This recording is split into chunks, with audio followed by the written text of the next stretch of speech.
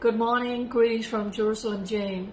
Just a short update before I'm heading out the door. Today could be a very significant day.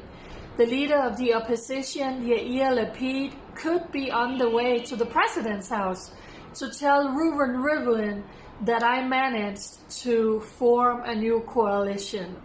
Oh boy, oh boy, oh boy, so much has been going on politically since Yair Lapid got the mandate to try and form a new coalition.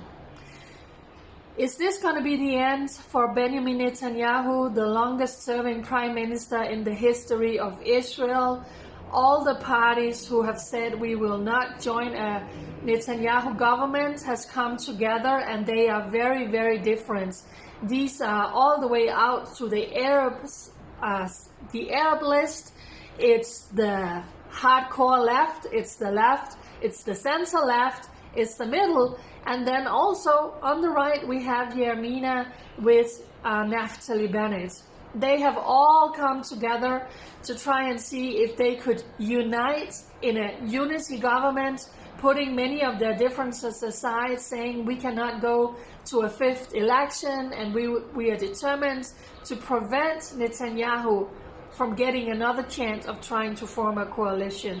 They have been working non-stop to put these differences aside, and it looks like they could be heading today, Yair Lapid, to the president and say, here is a coalition that I have made. According to reports, it's not going to be Yair Lapid who's going to be the prime minister first. He's actually giving that task to the leader of Yamina, Naftali Bennett. And then after 2 years, Yair Lapid would be the prime minister.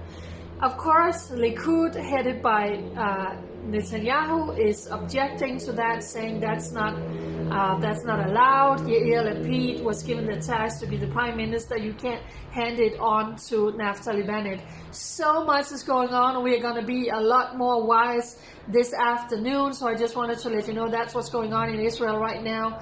I will keep you updated during the day when we know what's going to happen. As you can see behind me, more and more suitcases are starting to filling up in my house.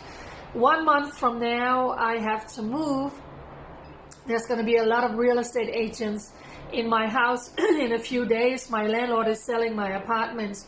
So I am actually in a very critical time right now where I'm trying to raise funds in order to stay here in Israel. So many of you value the voice that I have become and what I'm doing, and in order for me to stay here and not leave, I really, really need you to get behind me. Share the link to a GoFundMe page that's telling my story. Not funded by anyone. I don't have a salary. Only living by people who says we want to bless Israel. So for this time, I really, really need you. So these suitcases are because I am moving an apartment in Israel and not packing up and leaving the country. So thank you for standing with me. Please go and use the GoFundMe that was set up for me. I will also share a link to a PayPal. Thank you very much. God bless you. Bye.